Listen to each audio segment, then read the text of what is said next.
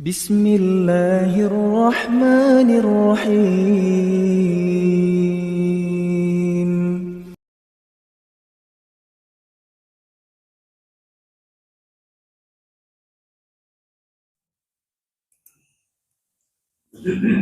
Bismillahirrahmanirrahim. Assalamualaikum warahmatullahi wabarakatuh. Alhamdulillah. Salatu wassalamu ala asrafil anbiya'i wal mursalin Nabiyyina Muhammad bin Abdullah wa ala alihi wa ashabihi wa man tabi'ahum bi ihsanin ila yaumiddin. Allahumma salli wa sallim ala nabiyyina Muhammad wa ala ali sayyidina Muhammad wa ala ali Ibrahim innaka Hamidum Majid. Qala Allah Ta'ala fil Qur'anil Karim, a'udzu billahi minasyaitonir rajim. Ya ayyuhalladzina amanu taqullaha haqqa tuqatih wa la tamutunna illa wa antum muslimun. Alhamdulillah, ikhwani fid din rahimani wa rahimakumullah. Alhamdulillah. Puja dan puji syukur kita haturkan kepada Allah Subhanahu wa taala, yang mana Allah Subhanahu wa taala masih memberikan kepada kita nikmat kesehatan. Dan tidak lupa Allah Subhanahu wa taala masih memberikan kepada kita nikmat umur yang panjang diberikan oleh Allah Subhanahu wa taala. Ini perlu kita syukuri sehingga Allah Subhanahu wa taala akan menambah nikmat yang diberikan kepada kita. Dan tidak lupa Allah Subhanahu wa taala memberikan pertolongan kepada kita sehingga kita diberikan oleh Allah Subhanahu wa taala kemampuan untuk kita bisa melangkahkan kaki kita, hati kita tergerak untuk kita bisa menjalankan ketaatan-ketaatan kepada Allah Subhanahu wa taala. Dan ini tidak mudah, jamaah yang dirahmati oleh Allah Subhanahu wa taala. Berapa banyak kaum muslimin mereka menyia-nyiakan salatnya. Bagaimana kebanyakan kaum muslimin mereka tidak memperhatikan kondisi salatnya, dan Allah Subhanahu wa taala memberikan kepada kita. Semoga Allah Subhanahu wa taala memberikan kepada kita keistiqomahan sehingga nantinya kita tergolong oleh orang-orang yang betul-betul menghadap Allah Subhanahu wa taala dalam keadaan atau disebut sebagai orang-orang yang istiqomah, orang-orang yang bertakwa kepada Allah Subhanahu wa taala. Dan tidak lupa jamaah yang dirahmati oleh Allah Subhanahu wa taala, kita juga perlu kita syukuri bahwa di kesempatan hari ini kita mendapatkan kenikmatan yang mulia, keberkahan dari Allah Subhanahu wa taala. Selain keberkahan daripada kita duduk-duduk di baitun min buyutillah, duduk-duduk di rumah Allah Subhanahu wa taala. Dan ini menjadi kenikmatan yang diberikan oleh Allah Subhanahu wa taala yang sangat luar biasa sekali.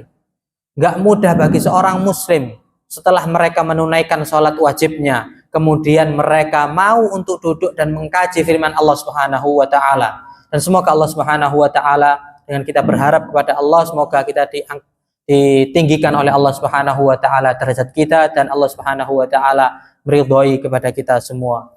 Jamaah yang dirahmati oleh Allah Subhanahu wa taala, di kesempatan malam hari ini setelah salat maghrib, biasanya isya-nya sampai jam berapa? Berapa? 12.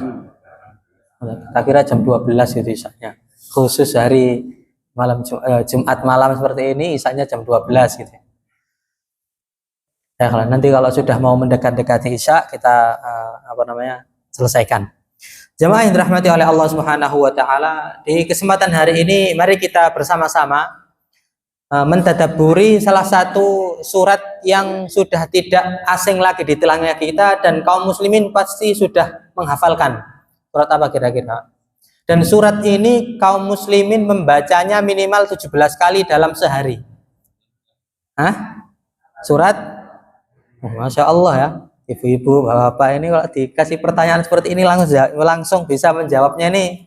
Insya Allah lah keturunan kita nanti diberikan oleh Allah Subhanahu wa taala pertolongan untuk bisa menjadi orang-orang yang soleh dan solehah yang mampu menghafalkan Al-Quran dan menjaga Al-Quran dan mengamalkan Al-Quran. Allahumma amin. Surat Al-Fatihah. kita membawakan satu materi ini sebagai tadabbur untuk kami pribadi dan untuk jamaah sekalian.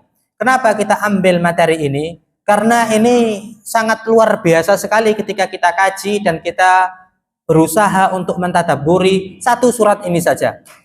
Jamaah yang dirahmati oleh Allah Subhanahu wa taala, mungkin kita sadar, kita tahu surat Al-Fatihah ini adalah satu-satunya surat yang kita baca minimal dalam sehari 17 kali.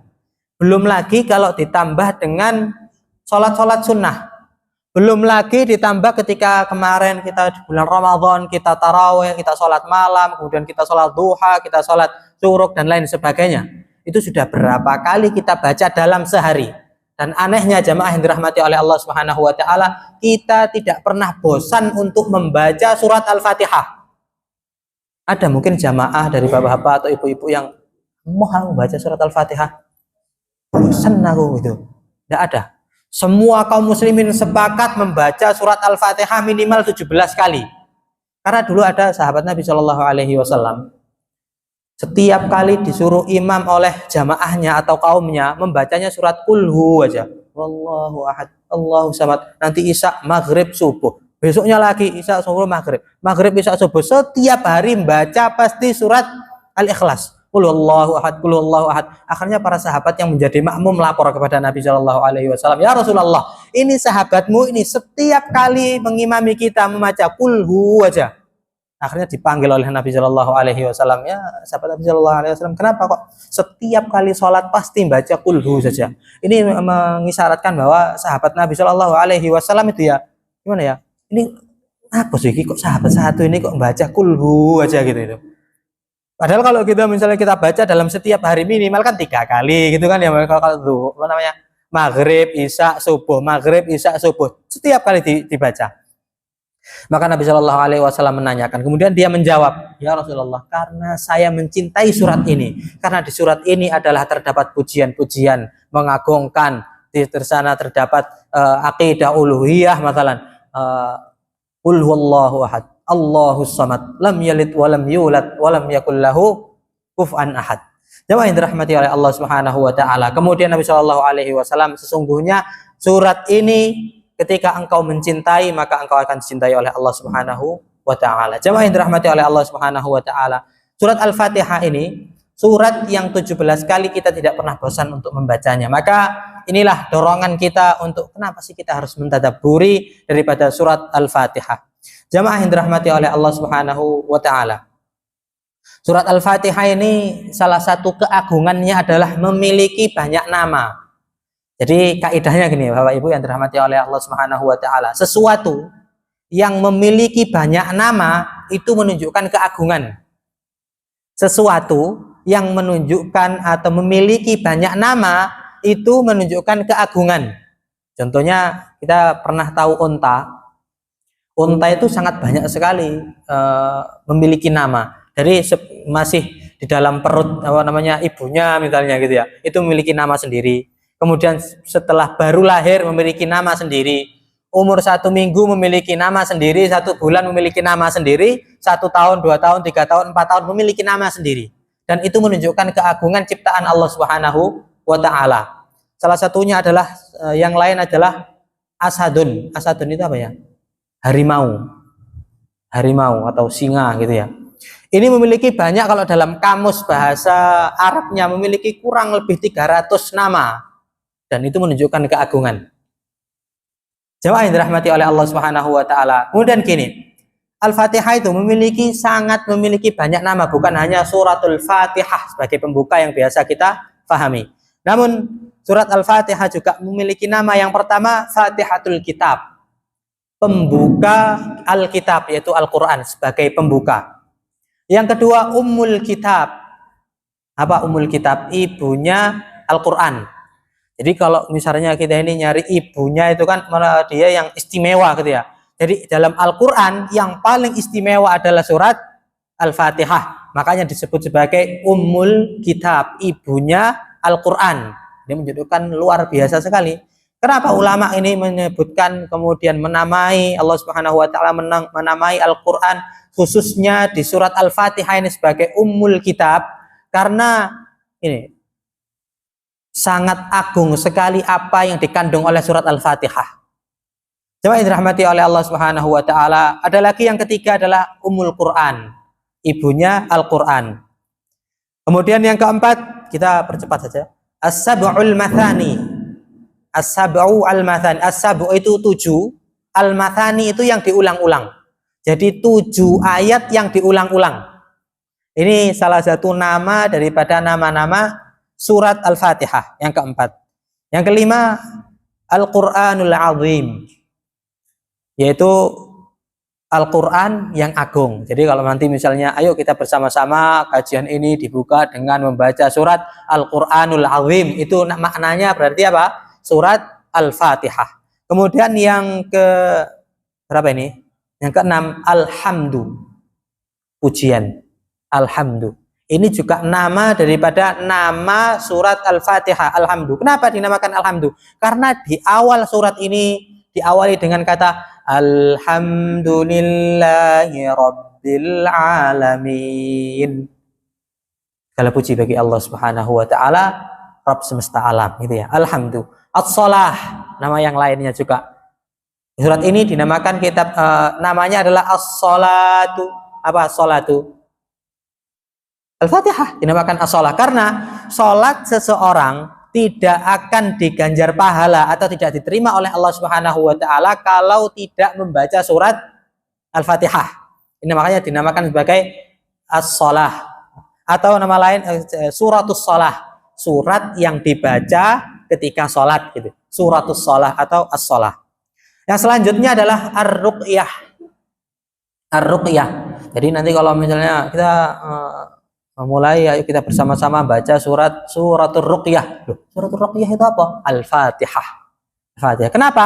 Nabi Shallallahu Alaihi Wasallam mengajarkan kepada sahabatnya ketika ada yang sakit di antara mereka, mereka meruqyah dengan surat Al-Fatihah, membaca 7 kali. Begini Pak ya, ruqyah ini bukan selalu digandengkan dengan orang-orang yang kesurupan, bukan itu.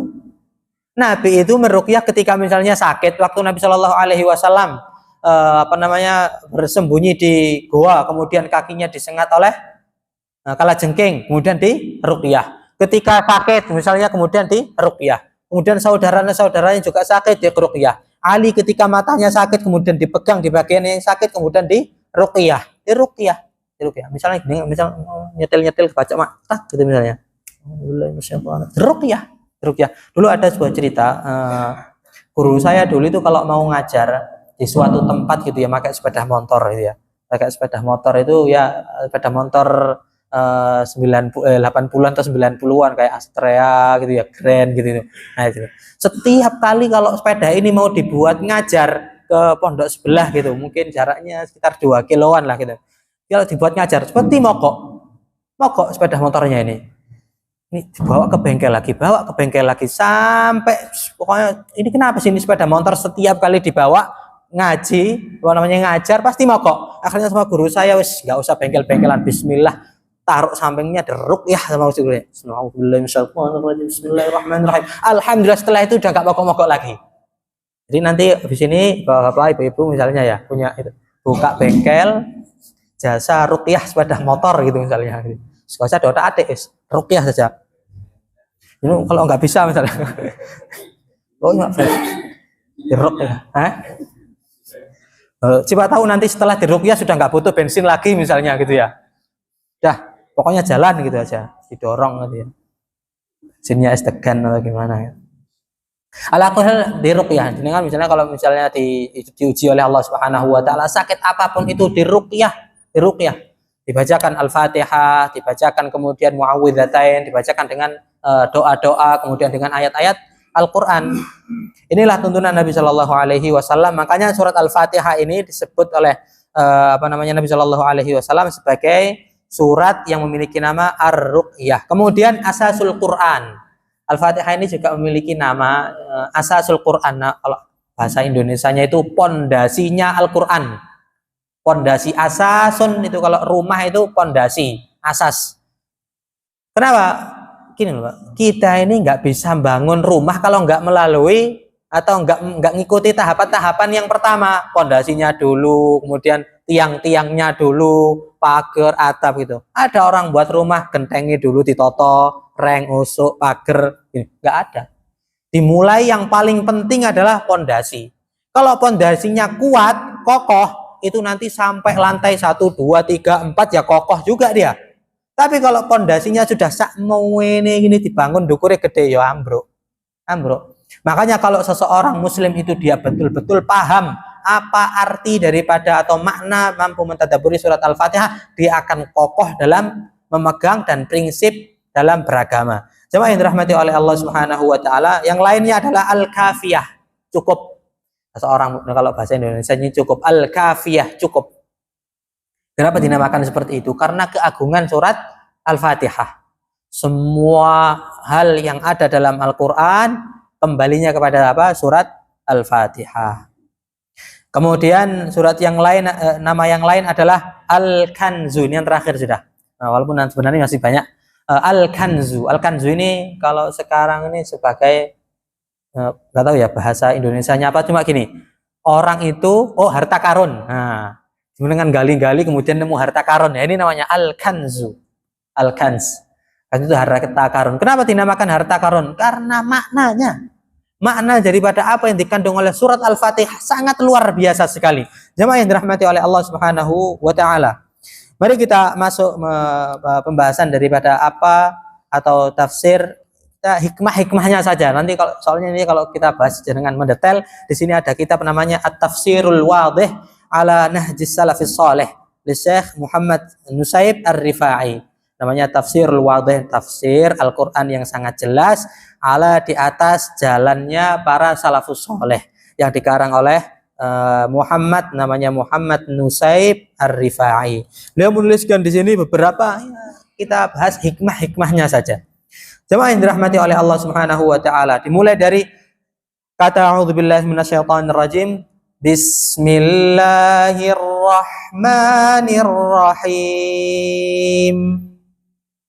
Dengan menyebut nama Allah yang Maha Ar-Rahman dan Ar-Rahim.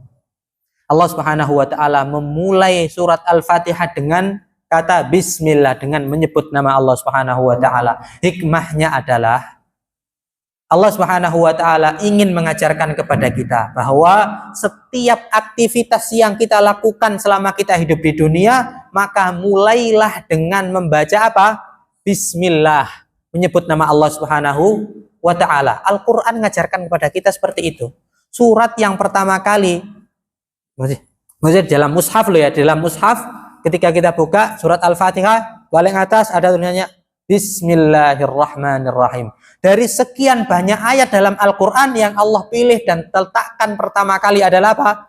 Bismillah. Itu ngajarkan kepada kita, wahai manusia, hendaknya ketika engkau memulai aktivitas apapun itu, baik aktivitas ketika di rumah, aktivitas ketika di luar, aktivitas ketika engkau bekerja, aktivitas engkau ketika muamalah dan lain sebagainya, mulailah dengan menyebut nama Allah Subhanahu wa ta'ala yang Maha Pengasih lagi Maha kebalik atau enggak?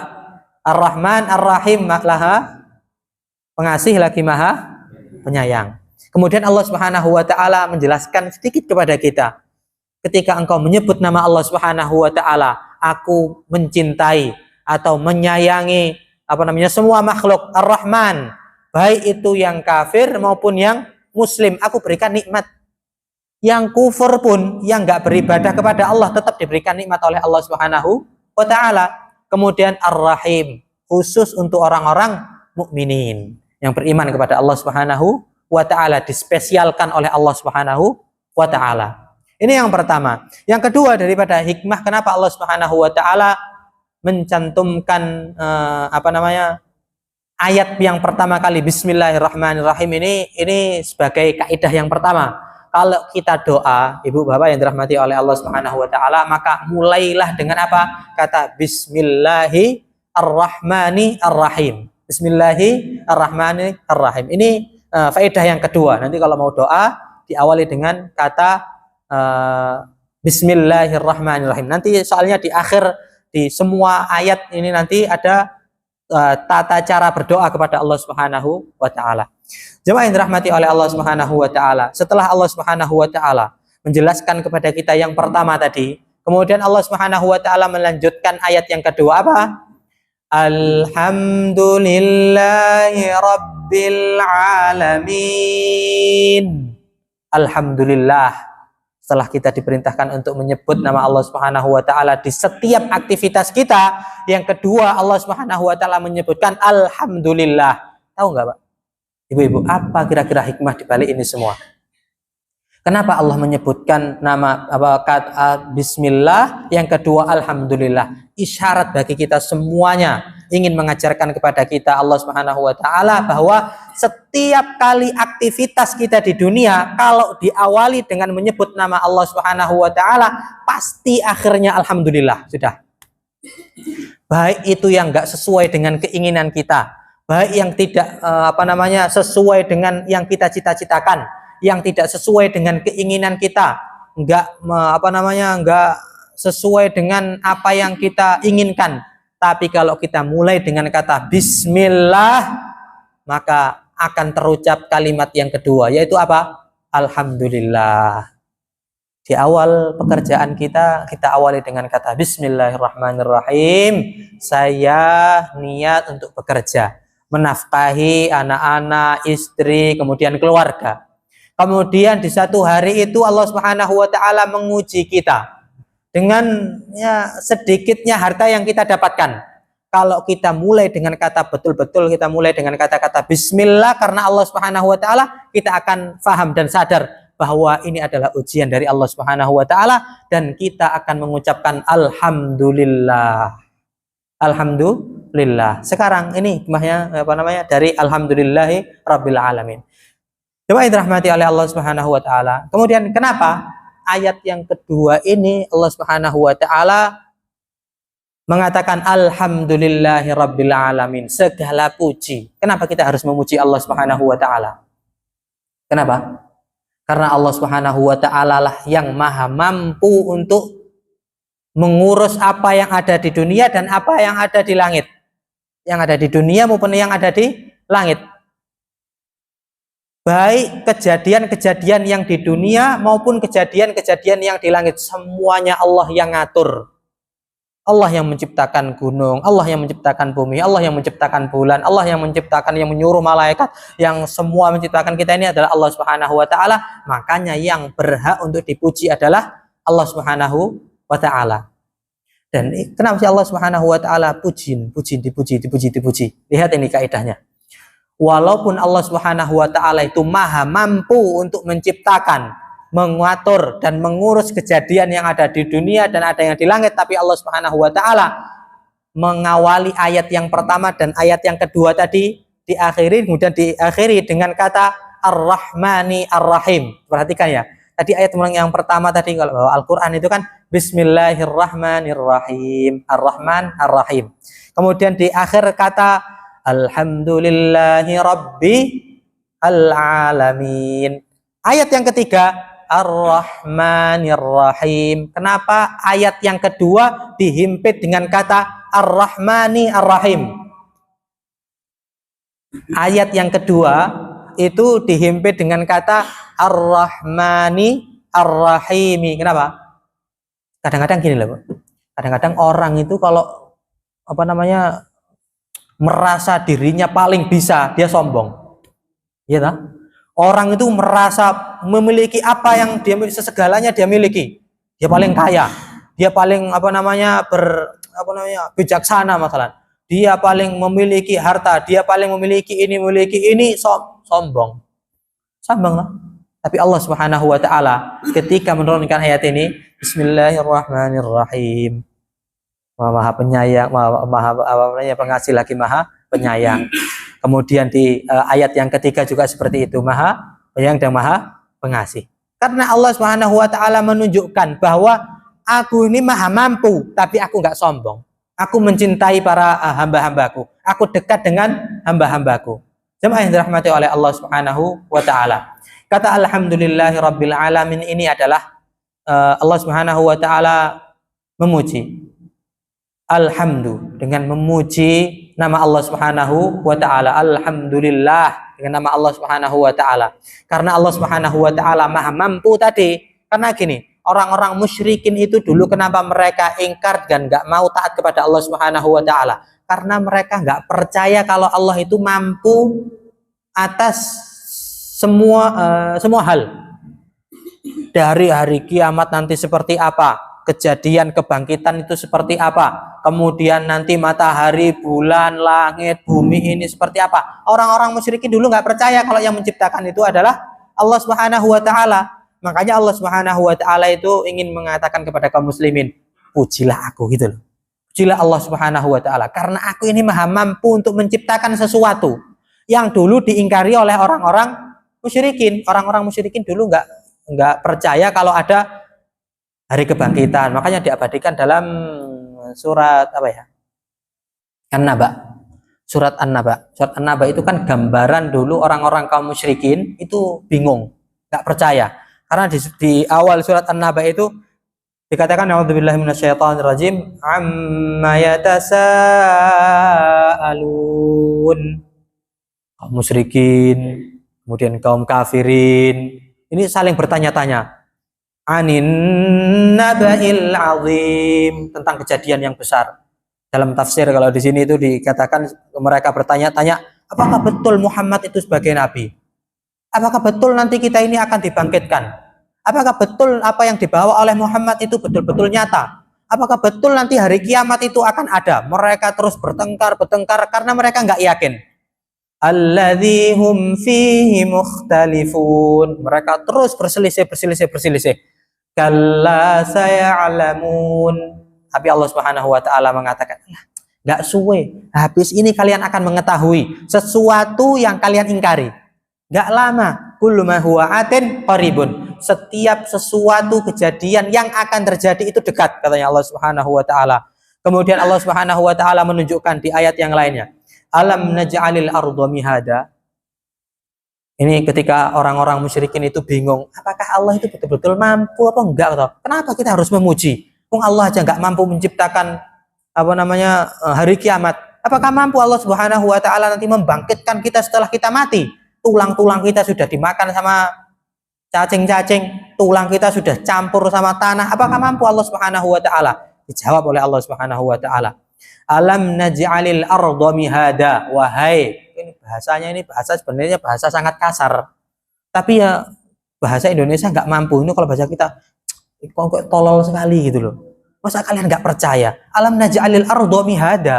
Itu loh, bumi kita jadikan hamparan saya mampu, katanya Allah Subhanahu wa taala. Bumi dijadikan oleh Allah Subhanahu wa taala sebagai apa?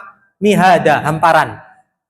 Alhamdulillah loh Pak, Bapak, Ibu-ibu yang dirahmati oleh Allah Subhanahu wa taala. Bumi ini datar gini. Coba kalau setiap bumi ini nggak ada yang datar gini. Jadi kan kalau nggak ya omah ya apa kan gini. Terus batu gitu misalnya. Angel. Makanya dijadikan oleh Allah Subhanahu wa taala mihada. Kemudian dalam tafsirnya sudah datar, kemudian tenang. Kalau dalam tafsirnya itu disebutkan hudu, tenang gitu loh. Enggak. Ya coba kalau bumi ini dijadikan oleh Allah Subhanahu wa taala ini terus. Loh ngene sak menit roboh kok. Apa meneh ngene. Angel lah. Kemudian kalau dijadikan oleh Allah Subhanahu wa taala misalnya muter ini terus. Ya Allah alam, ala mihada. Ini adalah salah satu bukti Allah Subhanahu wa taala ingin menunjukkan kepada kaum musyrikin, kenapa kalian harus memuji aku? Karena alam naj'alil arda mihada. Karena mereka tadi enggak percaya, ditunjukkan oleh Allah Subhanahu wa taala. Apakah kalian enggak melihat aku jadikan al ardu mihada, bumi sebagai hamparan, wal jibala autada. Apa wal jibal? Gunung sebagai pasak. Gunung sebagai pasaknya. Ini kalau enggak ada gunung ini malah embuk gimana nanti bentuknya buminya gitu ya. Wal jibal, gunung seperti itu sebagai pasak. Namanya pasak itu kan ya yang dalam itu ya bawahnya, yang muncungnya ini mungkin sakmene gitu ya, tapi yang bawahnya itu bisa jadi lebih panjang. Jibal juga sebagai pasaknya. Kemudian setelah wal jibala autada wa khalaqnakum azwaja. Kemudian kalian masih nggak percaya? Setelah aku jadikan kalian berpasang-pasangan, ada laki-laki, ada perempuan, ada atas, ada bawah, ada pendek, ada. Coba kalau semua di bumi ini dijadikan laki-laki semua. Laki-laki itu ada apa enggak? Kalau misalnya di bumi ini semuanya laki-laki, laki-laki itu ada apa enggak? Enggak ada. Gimana tuh ini? Kalau semuanya di bumi ini putih, maka putih itu ada apa enggak? Enggak ada. Lu adanya putih itu karena ada hitam, adanya putih itu karena ada merah, adanya laki-laki karena ada perempuan, adanya panjang karena ada pendek. Allah Subhanahu wa taala jadikan berpasang-pasangan. Berpasang-pasangan. Kemudian waja'alna naumakum subata, katanya Allah Subhanahu wa taala, kita jadikan tidurmu itu sebagai apa? Subata. Tidur, naumakum, waktu istirahat. Tidur, kan? Istirahat. Waja'alna al-laila libasa, kemudian malam sebagai pakaian, ya, maksudnya ya istirahat. Waja'alna an-nahara ma'asha, pagi hari dijadikan oleh Allah Subhanahu wa taala untuk mencari ma'asha, keperluan dunia. Wa banaina fawqakum sab'an shidada, enggak cukup seperti itu, Allah bangunkan di atasnya 7 langit yang kokoh. Waja'alna siraja wahhaja, ini air hujan itu lebat, air hujan.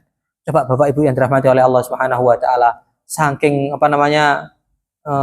pengetahuan Allah Subhanahu wa taala dan kasih sayangnya Allah Subhanahu wa taala kepada kita, sampai udannya lo diatur. Udan. Di Al-Qur'an itu disebutkan hujan waja'alna siraja wahhaja, itu ini awan-awan ini kemudian ketika meneteskan air itu kemudian dengan lebat titik gitu. Itu namanya wahhaja. Coba kalau dijadikan sekali turun langsung bleng gitu. Inti kita baru nanam padi, udahnya gede-gede amene masjid gini misalnya, sekali langsung runtuh gitu misalnya. Nggak jadi. Bisa menumbuhkan, nggak menumbuhkan tanaman, malah ngerusak tanaman. Kita pun kalau mau udan-udan ya nggak penak, biar gitu misalnya, malah hancur semuanya. Maka dijadikan titik gitu. Itu salah satu keagungan Allah Subhanahu wa taala. Intinya jamaah yang dirahmati oleh Allah Subhanahu wa taala, ini semuanya Allah Subhanahu wa taala mampu ngatur ini, dan inilah dasar utama kenapa Allah Subhanahu wa taala itu berhak untuk dipuji. Setelah tadi Allah Subhanahu wa taala mengatakan alhamdulillahi rabbil alamin, setiap kejadian dipuji oleh Allah Subhanahu wa taala, Rabb semesta alam, yang mengatur semua alam, Rabb semesta alam. Jamaah yang dirahmati oleh Allah Subhanahu wa taala, dan ini menjadi dasar kedua ketika kita berdoa.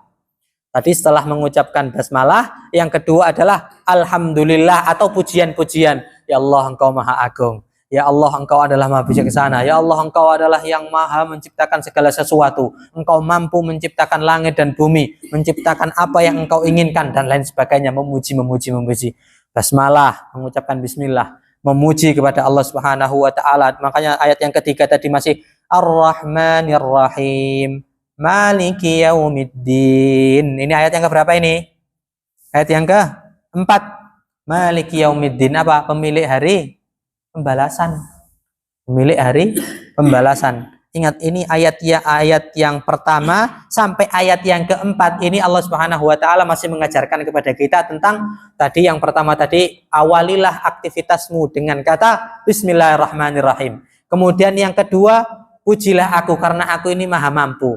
Kadang-kadang gini loh, kita ini kadang-kadang kalau mau meminta kok ya dikabulkan, tapi kadang-kadang lama dikabulkan.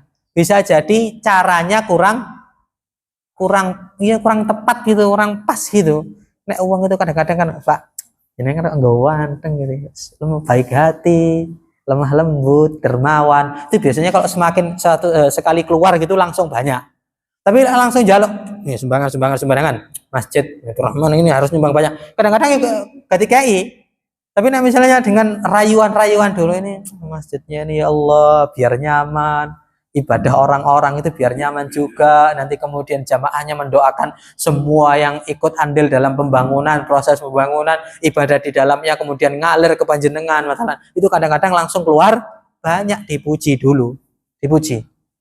Dan Allah Subhanahu wa taala sangat menginginkan untuk pujian ini tadi, dipuji dulu, baru kemudian yang ketiga, setelah kita bismillah, alhamdulillah, yang ketiga ayat yang kelima ini baru Allah Subhanahu wa taala mengatakan iyyaka na'budu wa iyyaka nasta'in. Iyyaka na'bud, hanya kepada Engkau kami beribadah. Hanya kepada Engkau ya Allah kami beribadah. Wa iyyaka nasta'in, dan hanya kepada Engkau kami meminta pertolongan. Katanya Allah Subhanahu wa taala, kita ini kalau mau doa setelah mengucapkan bismillah, kemudian memuji, kemudian apa? Ibadah dulu, baru minta. Ibadah dulu, misalnya ibadah dengan sholat, sedekah, infak, dan lain sebagainya, berbuat baik, itu baru kemudian setelah itu meminta. Makanya dulu Nabi Shallallahu Alaihi Wasallam itu mengajarkan kepada orang-orang yang diuji dengan sakit, cobalah kita tambani sakit kita ini dengan apa? Bersedekah, sedekah gitu misalnya. Baru meminta, atau beribadah dulu, sholat dulu, kemudian taatlah kepada Allah dulu, jalankan apa yang menjadi perintah Allah Subhanahu Wa Taala dan jauhi larangan Allah Subhanahu Wa Taala. Setelah itu minta. Lah ini enggak. Gorong ibadah, belum ibadah dia ini. Ya walaupun doa sendiri itu sebagai ibadah. Tapi gini, ibadah kepada Allah Subhanahu wa taala. Kita ini kadang-kadang belum ibadah tapi jaluke wis mentok-mentok gitu. Ibadahnya belum mempeng tapi jaluke wis sampai nangis gini-gini. Ya kurang kayak ini gitu. Ya diijabahi oleh Allah Subhanahu wa taala, tetap dikasih. Tapi kan ya nggak penak gitu loh sawangane itu.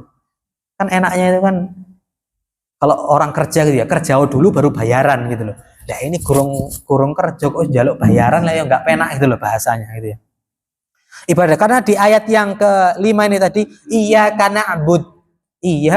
na'budu, beribadah hanya kepada Allah Subhanahu wa taala. Ini juga mengajarkan kepada kita tentang akidah, tentang bagaimana kita menjaga keyakinan kita bahwasanya tidak ada ilah yang berhak diibadahi kecuali Allah. Kalau mau minta juga mintalah kepada Allah Subhanahu wa taala. Kemudian lihat ayat yang selanjutnya, baru Allah Subhanahu wa taala ayat yang ke-6, ihdinas siratal mustaqim. Setelah tadi engkau beribadah meminta hanya kepada Allah, sekarang baru ihdina, ya Allah tunjukilah kami jalan yang lurus. Ini melalui proses bismillah dulu, tadi hamdalah dulu. Kalau nanti ditambah dengan sabda baginda Nabi Shallallahu Alaihi Wasallam, ya salah satu cara untuk berdoa agar cepat diijabahi ya apa? Bersalawat kepada baginda Nabi Shallallahu Alaihi Wasallam gitu. Tapi kalau di surat Al-Fatihah ini bismillah, alhamdulillah, memuji, baru kemudian apa? Ibadah. Setelah ibadah baru minta. Ini ayat yang ke-6 ini kan menceritakan ihdinas siratal mustaqim. Ya Allah, tunjukilah kami ini loh. Apa? Jalan yang lurus. Siratal ladzina an'amta alaihim, yaitu jalannya orang-orang yang engkau beri nikmat. Siapa mereka? Minan nabiyyin, wasiddiqin, wasyuhada, wassalihin. Yaitu orang-orang jalannya para nabi, orang-orang soleh, orang-orang yang jujur, kemudian orang-orang yang syuhada, orang-orang yang mati syahid. Kenapa jemaah yang dirahmati oleh Allah Subhanahu wa taala? Kenapa generasi terbaik dulu adalah generasi sahabat, dan kita diperintahkan untuk mencontoh mereka dan mengikuti jalan mereka. Kenapa? Alasannya karena mereka sebenarnya dikasih dua nikmat. Yang pertama adalah nikmat ilmu, yang kedua nikmat untuk bisa menjalankan ilmu itu sendiri. Ini adalah pokok utama kenapa mereka menjadi generasi terbaik. Ini sudah isya atau belum ya? Belum ya? Jam berapa tadi? Wah, 6 menit lagi. Hah? 6 menit lagi. 6 menit lagi ya. Ya, nanti 5 menit buat kita berdoa gitu aja ya. Ini kenapa orang-orang dulu generasi terbaik dulu itu, dan kita diperintahkan untuk ikut, kalau mau ikuti jalan itu loh, jalannya orang-orang yang dulu itu. para sahabat, tabi'in, tabi'ut tabi'in. Kenapa kita diperintahkan untuk mengikuti jalan mereka? Karena mereka diberikan oleh Allah Subhanahu wa taala sebenarnya dua kenikmatan. Yang pertama nikmat ilmu, yang kedua nikmat bisa beramal. Mereka kalau punya ilmu langsung diamalkan. Ilmu diamalkan, ilmu diamalkan. Enggak ada mereka menimbun ilmu. Kalau kita sekarang jamaah yang dirahmati oleh Allah Subhanahu wa taala, kenapa orang-orang yang sekarang ini kok menjadi semakin berosot? Kenapa? Alasannya karena mereka gak diberikan dua kenikmatan ini. Illa man rahimallah, kecuali orang-orang yang diberikan oleh Allah Subhanahu wa taala karunia dan dimudahkan oleh Allah Subhanahu wa taala. Semoga kita termasuk daripada orang-orang yang diberikan dua hal ini, ilmu dan mampu untuk menjalankan amalan. Gak mudah. Makanya kenapa orang-orang Yahudi itu nggak mampu untuk mengamalkan ilmunya. Pinter. Al-Quran bisa jadi mereka paham, tapi nggak diamalkan. Makanya ayat yang terakhir nanti Allah Subhanahu wa taala mengatakan, yaitu jalan orang-orang yang alladzina an'amta alaihim, orang-orang yang aku beri nikmat kepada mereka, minan nabiyyin wasiddiqin wasyuhada wassalihin tadi, ghairil maghdubi, selain jalan orang-orang yang murkai. Siapa orang-orang yang dimurkai ini? Hah? Siapa ini? Al-maghdub. Yang dimurkai ini siapa ini? Orang-orang Yahudi. Pinter orang Yahudi. Masya Allah pinter. Tapi yang ngono kadang-kadang. Hah? Iya, sak maunya aja. Sak karepe dhewe gitu ya. Sak karepku. Wong aku sing duwe ilmu kok gitu ya. Sak karepe dhewe.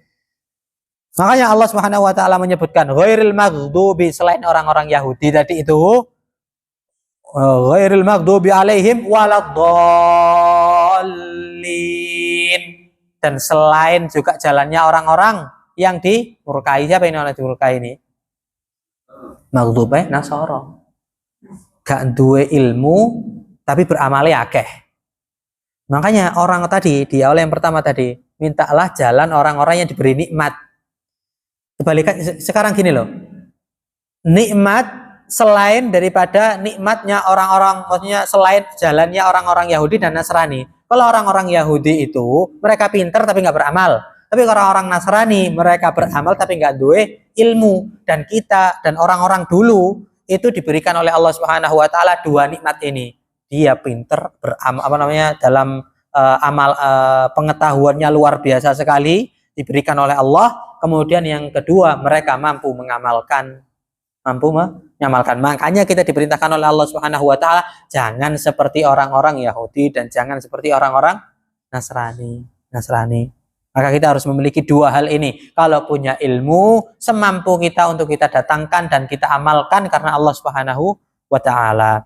Jamaah yang dirahmati oleh Allah Subhanahu wa taala. Ini ya sedikit, ini masih banyak sebenarnya. Tapi semoga Allah Subhanahu wa taala setiap hajat kita yang kita panjatkan kepada Allah Subhanahu wa taala dengan kita beribadah kepada Allah Subhanahu wa taala, semoga dimudahkan oleh Allah Subhanahu wa taala, dan semoga Allah Subhanahu wa taala menggolongkan kita semua dan kita diberikan pertolongan oleh Allah Subhanahu wa taala untuk mendapatkan jalannya orang-orang yang diridhai oleh Allah Subhanahu wa taala, minan nabiyyin wasyuhada'i wassalihin. Dan semoga Allah Subhanahu wa taala dengan keberkahan ilmu yang kita dapatkan, dengan keberkahan amalan yang kita lakukan, yang kita persembahkan untuk Allah Subhanahu wa taala, semoga Allah Subhanahu wa taala menjadikan anak keturunan kita anak-anak yang soleh dan solehah, yang bermanfaat untuk Islam dan muslimin, berbakti kepada kedua orang tuanya, berprestasi dunia dan akhirat, yang mampu menghafalkan dan menjaga Al-Quran, yang mampu untuk memberikan mahkota terbaik untuk orang tuanya, yang mampu untuk menjadikan generasi ke depan adalah generasi yang baik. Allahumma amin, Allahumma amin. Wa sallallahu ala nabiyyina Muhammad wa ala alihi wa ashabihi ajma'in. Wa akhiru da'wan alhamdulillahi rabbil alamin. Subhanakallahumma wa bihamdika asyhadu an la ilaha illa anta astaghfiruka wa atubu ilaik. Wassalamualaikum warahmatullahi wabarakatuh.